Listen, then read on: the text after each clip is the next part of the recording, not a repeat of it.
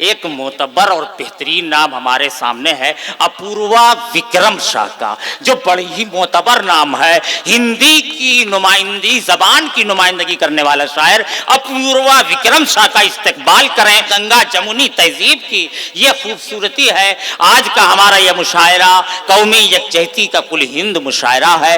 बैरकैफ लीजिए, इस्तकबाल कीजिए, तालियों की गड़गड़ाहट में अपूर्वा विक्रम शाह का इस्तकबाल कीजिए। तारीख गवाही देगी, ये जो 200-250 साल का संघर्ष रहा है, जिसके बाद हमने 28 राज्य, 8 केंद्रीय शासित प्रदेश, 300 जातियां, 3500 उपजातियां और 650 कबीलों का ये मुल्क तैयार किया। ये इतनी आसानी से नहीं हुआ था।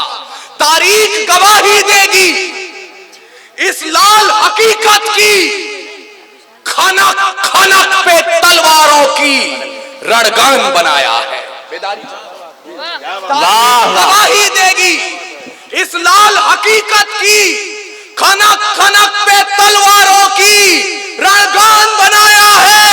और खोद कर नाखून से गुलाम धरा को हमने बलिदानों की बुनियाद पे हिंदुस्तान बनाया। वाह वाह, अच्छा है भाई, क्या बात है। खोद कर नाखून से गुलाम धरा को हमने बलिदानों की बुनियाद पे हिंदुस्तान बनाया है। आपके मुल्क के बारे में मैं नहीं जानता, लेकिन मैं उस मुल्क से ताल्लुक रखता हूं जहां अकबर की सेना का नेतृत्व राजा मान सिंह करते हैं, तो महाराणा प्रताप के सेनापति के रूप में हाकिम खान को देखा जाए। वाह वाह, अच्छा है। लेकिन आप सोच रहे होंगे कि जिस उम्र में मैं हूं, मोहब्बत, इश्क, प्रेम की गजलें पढ़नी चाहिए, क्या बातें कर रहा है। तो मैं आपको एक कारण भर बता रहा हूं कि ये फूलों की कलियां, ये महकती हवाएं, ये घुंघरू की खनखन जो पास बुलाएं, ये रुखसार की लाली, ये आती सदाएं, ये कमर की लचकन, ये जुल्फों के साए, ये मोहब्बत की बातें, ये महबूब की यादें, ये बुझते चरागों को बेशक हवा दें। इन्हीं की बदौलत है महफिल में रौनक, इन्हीं से वफा की अशरफी दमकती, इन्हीं की बदौलत जवानों की ये सब देखती हुई आंखें चमकती।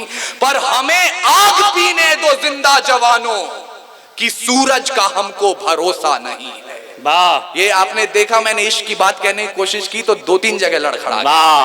हमें आग पीने दो जिंदा जवानों की, सूरज का हमको भरोसा नहीं है। लड़े हैं मशालों को लेके सदा ही, अंधेरे को हमने भी कोसा नहीं है।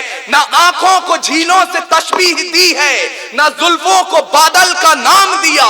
ना आंखों को झीलों से तशबीह दी है, ना जुल्फों को बादल का नाम दिया। ना मुस्कानों को उनके चंदा कहा है, ना रातों की बाहों को जाम दिया, ना रातों की बाहों को जाम दिया। हमने क्या किया है, जिस परंपरा का मैं आह्वान कर रहा हूं, न रातों की बाहों को जाम दिया, क्योंकि हम ही हैं राणा और बिस्मिल भगत, यूं ही रूप अपने बदलते रहेंगे। और भारत को उजाले की पड़ी जो जरूरत, तो जलते रहे हैं और जलते रहे। वाह वाह, अच्छा है, वाह वाह, जिंदाबाद भाई विक्रम साहब। जो मेरी जिम्मेदारी थी मैंने पूरी की। अब आप इजाजत दें तो मैं मुशायरा शुरू करना चाहता हूं। हास्य की भाषा नहीं लिखी है, ना ही गजल सुनाता हूं, कविता लिखनी नहीं है आती, चीखें लिखते जाता हूं। देश मेरा जल रहा है, आग लगी है सीने में, हुक्मरान सब व्यस्त दिखे हैं खून गरीब का पीने में। तो हिंदूवाद या इस्लाम का पक्ष नहीं मैं लाया हूं, घायल भारत चीख रहा है, चीख सुनाने आया। अच्छा है, जबरदस्त है, क्या बात है। जिंदाबाद भाई विक्रम शाह, जिंदाबाद, वाह वाह। और ये भारत सिर्फ सरहदों पर घायल नहीं होता है। भारत कब कब घायल होता है, जब मंदिर मस्जिद के नाम पर हथियार उठाया जाता है। वाह, जब मंदिर मस्जिद के नाम पर हथियार उठाया जाता है, या दुधमुहों को भी हवस का शिकार बनाया जाता है, जब मठों के मठाधीश भी क्रोध में आने लगते हैं, या मौलाना बारूदी पैगाम सुनाने लगते हैं, जब शाहरुख खान के बेटे को सजा कड़ी दी जाती है और अडानी पोर्ट की बात नहीं की जाती है, चढ़ते चढ़ते छूले आसमान को, या लखीमपुर में सत्ता ने जब रोन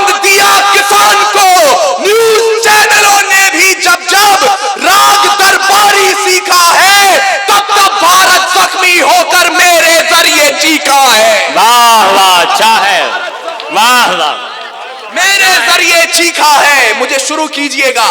तब तब भारत जख्मी होकर मेरे जरिए चीखा है।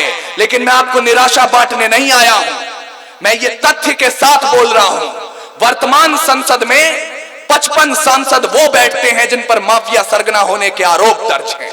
12 एमपी वो बैठते हैं जिन पर लूट अपहरण और बलात्कार के मुकदमे चल रहे हैं, और शर्म से नजरें झुक जाएंगी आपकी। 2 सांसद वो बैठते हैं जिन पर दुकान से सामान चोरी करने के आरोप हैं, और हम कहते हैं लोकतंत्र महान। क्या बात। और ये आपको समझना होगा, आपको समझना होगा, क्योंकि जवानी का मतलब आधी रात को डिस्को में जाकर हाथ में बियर की बोतल लेके कमर हिलाना नहीं है। जवानी का मतलब क्या होता है? खुदी राम ने खुददारी से हंसकर जिसका दान दिया, भगत सिंह ने चूमा फंदा और जिसे कुर्बान किया, आगोश में जिसके सुभाष से निकले लश्कर हिंद बनाया था, आगोश में जिसके सुभाष से निकले लश्कर हिंद बनाया था, फतेह सिंह और जोरावर ने दहलीज में जिसे ठुकराया था, संघर्षों में बुनियाद बनी जो आजादी के बोल की, सुलग रही थी गर्म नाल में शेखर के पिस्तौल की, और खिल रही थी रोम रोम में अशफाकुल्ला खान के, वही जवानी दौड़ रही है खून में हिंदुस्तान के। अच्छा है, वही जवानी दौड़ रही है, वही जवानी दौड़ रही है अच्छा खून में है हिंदुस्तान के। और ये ईमान मजमे के लोग बैठे हैं। आज अगर कह दिया जाए कि एक कौम इस मुल्क से प्यार नहीं करती, मोहब्बत नहीं करती, तो मैं इतिहास के कुछ पन्ने पलटना चाहता हूं। जब बहादुर शाह जफर रंगून में नजरबंद थे तो अंग्रेजों के एक चापलूस ने उनसे जाकर कहा था, और ये ऑथेंटिक इतिहास है इस देश का, अंग्रेजों के एक चापलूस ने उनसे जाकर कहा था कि दम दमे में दम नहीं है, खैर मांगो जान की, ऐ जफर झुकने लगी शमशीर हिंदुस्तान की। तो बहादुर शाह जफर उस 78 साल के बूढ़े शेर ने कील उठाई और उन दीवारों पर उन 2 पंक्तियों के साथ 2 लाइनें और जोड़ी। उन्होंने कहा, आप कहते हैं दमदमे में दम नहीं है, खैर मांगो जान की, ऐ जफर झुकने लगी शमशीर हिंदुस्तान की। तो जवाब भी सुनते जाएं, गाजियों में बू रहेगी जब तलक ईमान की, तख्ते लंदन तक चलेगी तेग हिंदुस्तान। वाह वाह, अच्छा भाई, वाह वाह वाह, तख्ते लंदन तक चलेगी, वाह वाह। आज तलक चल रही है वो तेग जी। मैं उनको शब्द चढ़ाता हूं, फूल नहीं है मेरे पास, मैं उनको शब्द चढ़ाता हूं। हिंद जिनकी जान था, नाम हिंदुस्तानी जिनका मजहब हिंदुस्तान था। रंगते थे धरती को अरियों की ललकार पर, जय हिंद का नारा सदा लिखा था जेलों की दीवार पर। अरे बदन पे बंधी थी बेड़ियां, दिल मगर आजाद था, और रक्त के अंतिम कतरे में भी भारत जिंदाबाद। वाह वाह, अच्छा। बदन पे बंधी थी बेड़ियां, दिल मगर आजाद था, और रक्त के अंतिम कतरे में भी भारत जिंदाबाद था। उसके बावजूद आज एनसीईआरटी की पुस्तकें पढ़ाती हैं कि मध्य रात्रि 14 अगस्त 1947 2 दस्तावेजों पर दस्तखत हुए और आजादी हमारी झोली में आ गई। क्षमा कीजिएगा, ऐसा नहीं हुआ था। कतरा कतरा खून दिया था, दी जवानी जुनून दिया था, खड़े अंग्रेज माने नहीं तो गोलियों से भून दिया था। गोरियों के गाल नहीं थे ना आवाज मजीरों की, खनखनाहट गूंजती थी सेल्यूलर में जंजीरों की। राजनीति से मिली नहीं है, नहीं खरीदी पैसों से, सौदा लहू के मोल हुआ था भगत सिंह जैसों से। और मां ने गोली खाई थी, बेटे लटके फंदों पर, आजादी की डोली उठी है कुर्बानी के कंधों पर। वाह, अच्छा है। आजादी की डोली उठी है कुर्बानी के कंधों पर। लेकिन उन कुर्बानों के लिए हमने किया क्या? जिन सीनों ने ये ना पूछा गोली का अंजाम क्या है, राम क्या, रहीम क्या, हिंदुत्व क्या, इस्लाम क्या है। सपना केवल एक देखा, मुस्कुराता सा परिवेश दिखे, वो देख सके ना इसे मगर आजाद भारत देश दिखे। अरे जिस बिस्मिल की गजल ने तिरंगा ख्वाब दिखाया है, उस बिस्मिल की बहन से हमने बर्तन तक मंजवाया है।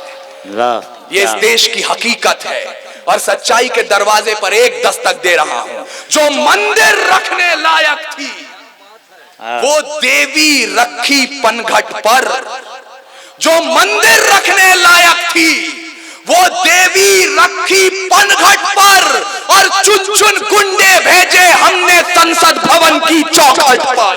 चुन चुन गुंडे भेजे, क्या बात है, चुन चुन गुंडे भेजे हमने संसद भवन की चौखट पर।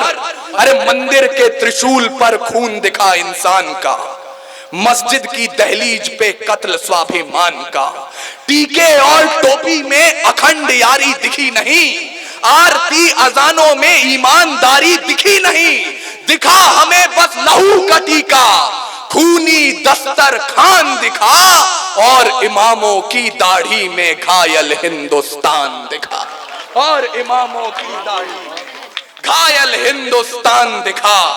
लोग कहते हैं मुझसे ये राज खोलना ठीक नहीं, जहां बात हो मजहब की वहां बोलना ठीक नहीं। मंदिर मठ के मालिक हैं जो मस्जिद के पहरेदार हैं, उनकी दालानों में पलते दिल्ली के दरबार हैं। उन लोगों को हाथ जोड़कर गले लगाना चाहिए, उनकी तारीफों से भरा गीत सुनाना चाहिए। अरे भूल गए उनके कारण कब्र बनाई जाती है और कहीं शमशानों में चिता जलाई जाती है। कुछ लोगों की जमीर बिकी तो मजहब नीलाम हो गए, वोट मांगने वालों का भी नारा राम हो गए।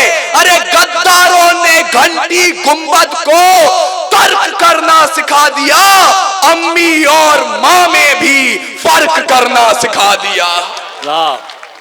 क्या बात है, उनसे डरकर उनका जयगान कहना शुरू करूं, गद्दारों को गद्दार नहीं सुल्तान कहना शुरू करूं, गद्दारों को गद्दार नहीं सुल्तान कहना शुरू करूं। अरे मत समझो तुमको तुलसी या कलाम लिखूंगा, कत्ल करोगे तो कातिल तुम्हारा नाम लिखूंगा। मैं बहुत बचपन में सुन लिया था कि अब बदचलन हवाओं का रुख मोड़ देंगे हम, या खुद को वाणी पुत्र कहना छोड़ देंगे हम, और सच लिखने में जिस दिन भी कांप गई कलम, कागज को फाड़ देंगे कलम तोड़ देंगे हम। क्या बात है कि पिछले 78 सालों में कोई पार्टी नहीं हारी, हारी है तो इस मुल्क की जनता हारी है बस। आपने इतनी हुकूमतें देखी, उसके बावजूद आज आपका देश, आज जब आप हज करने जाते हैं तो तिरंगा बड़े शान से लेकर जाते हैं। आपका देश खड़ा है तो खड़ा क्यों है? गांधार से ब्रह्मदेश तक हमारे टुकड़े हुए, परंतु आज भी हिंदुस्तान अगर है तो है क्यों? शक, हूण, तुर्क, तातार, कुषाण, यवन, चंगेज, पठान, मंगोल, मुगल, डच, फ्रांसीसी, पुर्तगाली और अंग्रेज आकर चले गए, हिंदुस्तान अभी भी जिंदा है। आपको विचार करना होगा, और इसका एकमात्र कारण मैं आपको बता रहा हूं। वेद लिखे, पुराण लिखे, शांति का पैगाम लिखा है। अक्षरधाम का अर्थ समझिए, अक्षर को ही धाम लिखा है। और ऋषियों के जब नाम लिखे तो पहले अब्दुल कलाम लिखा है। ऋषियों के जब नाम लिखे तो पहले, ऋषियों के जब नाम लिखे तो पहले अब्दुल कलाम लिखा है। और पत्थर भी वो तैर गया, हमने जिस पर राम लिखा है।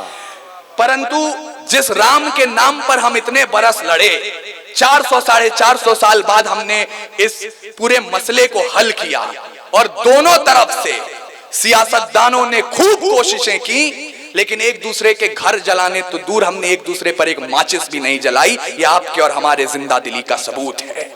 इसलिए एक संकल्प लीजिए कि रावण नहीं हम पलने देंगे साधुओं के वेश में। ये भाषा मेरी है, पहली उंगली मैं अपनी तरफ उठा रहा हूं, चाहे आसा राम हो या राम रहीम। रावण नहीं हम पलने देंगे, हाशिम भैया, रावण नहीं हम पलने देंगे साधुओं के वेश में। और अफजल नहीं पनप सकते हैं अब्दुल कलाम के देश में। अफजल नहीं पनप सकते हैं अब्दुल कलाम के देश में। अरे फौलादी हिंदुस्तान है ये, दुर्योधन की जांग नहीं, और भगत सिंह की मिट्टी पर खालिस्तान की मांग नहीं। मैं आपको निराशा बांटने नहीं आया हूं, मत भूलिएगा कि ये सियासत के लोग, ये सत्ता, ये पार्टियां, ये 5 साल 10 साल 15 साल की हैं। भारत देश 5000 वर्ष पुरानी सभ्यता है। जब पूरे दुनिया को अक्षर ज्ञान तो छोड़िए, चिन्ह ज्ञान नहीं था, हमने 4 वेदों की रचना कर दी थी। इस मिट्टी की कोख से निकला एक पत्थर जिसे कोहिनूर कहते हैं, उसे खरीद सके इतनी हैसियत पूरी दुनिया की दौलत में नहीं थी। और तो और सिकंदर की शमशीर में इतना फौलाद नहीं था, उसके किसी भी सैनिक के पांव की इतनी औकात नहीं थी कि इस मिट्टी के एक भी जर्रे के माथे पर विराजमान हो जाए। तब जाकर अल्लामा इकबाल ने लिखा, यूनान मिस्र रोमा सब मिट गए जहां से, कुछ बात तो है कि हस्ती मिटती नहीं हमारी, सदियों रहा है दुश्मन दौरे जहां हमारा, सारे जहां से अच्छा हिंदुस्तान। ये हिंदुस्तान है। बाज का खतरा सदा रहा है चिड़ियों की मुस्कानों पर। यह हकीकत है, यथार्थ है। ये बाज का खतरा सदा रहा है चिड़ियों की मुस्कानों पर। दीपक भारी नहीं पड़े हैं आंधी और तूफानों पर। आज तलक तो भेड़ियों ने प्रीत के गीत नहीं गाए, घोर अमावस की रातों से जुगनू जीत नहीं पाए। अरे ताप सूर्य का ताल ठोक कर सुबह की ओस से जीता है, सिर्फ कहानी किस्सों में कछुआ खरगोश से जीता है। वाह वाह वाह वाह वाह, क्या बात है। सिर्फ कहानी किस्सों में कछुआ खरगोश से जीता है। अरे बिन परवाज के चिड़िया पर तनिक नहीं इतराती है, हाथ जोड़कर मधुमक्खी भी छत्ता नहीं बचाती है। अंबर की नपाई जैसे पंखों से की जाती है, शहद के छत्ते की रक्षा भी डंकों से की जाती है। तो सुने जवानी अकबरपुर की, दोनों मुट्ठी भींच के राह रोकिए तूफानों की तलवारों को खींच के। परिवर्तन का नया उजाला केवल मशाल ही लाएंगे, और चिराग जलाकर इंकलाब न आए हैं न आएंगे। वाह वाह, चिराग जलाकर इंकलाब, समय है मेरे पास जी। चिराग जलाकर इंकलाब न आए हैं न आएंगे। ये मैं इसलिए कह रहा हूं क्योंकि आज भी मेरी तकलीफ का कारण यह है कि जब भी सरहद पार से कोई हमला होता है, कोई आक्रमण होता है, कोई खुसफुसाहट होती है, तो हमारे कुछ भाइयों की तरफ उंगली उठा दी जाती है कि ये जरूर उनमें शामिल होंगे। आपका दर्द हो तो मेरी तायीद कीजिए, उंगली उठाई जाती है। लेकिन मैं आपकी नजर में उस शख्स को खड़ा करना चाहता हूं। देखिए, वीर रस की परंपरा के कवियों के लिए राजस्थान की धरती तीर्थ मानी जाती है। उस राजस्थान में ख्वाजा गरीब नवाज के दरबार से एक आवाज उठती है। वहां के दीवान का जो कहना होता है उसे हमारे भाई अशोक चारण ने कुछ पंक्तियों में रेखांकित किया। वहां के दीवान ने कहा, जिन लोगों ने हमला बोला अपने यहां निहत्थों पर, सरकारों प्रतिबंध लगाओ पाकिस्तानी जत्थों पर। जब तक ये आतंकी ताकत चकनाचूर नहीं होगी, कोई भी पाकिस्तानी चादर मंजूर नहीं होगी। ये क्यों नहीं पढ़ाते हमारे देश के अखबार? कोई एक व्यक्ति ये कह दे कि मैं भारत माता की जय नहीं बोलूंगा, तो देश भर का मीडिया सुबह से शाम तक ये खबर आपको दिखाता है। लेकिन ख्वाजा गरीब नवाज के दीवान एक आवाज उठाते हैं, पूरे देश का मीडिया मौन हो जाता है। ये दर्द हमारी कविता को जन्म देता है।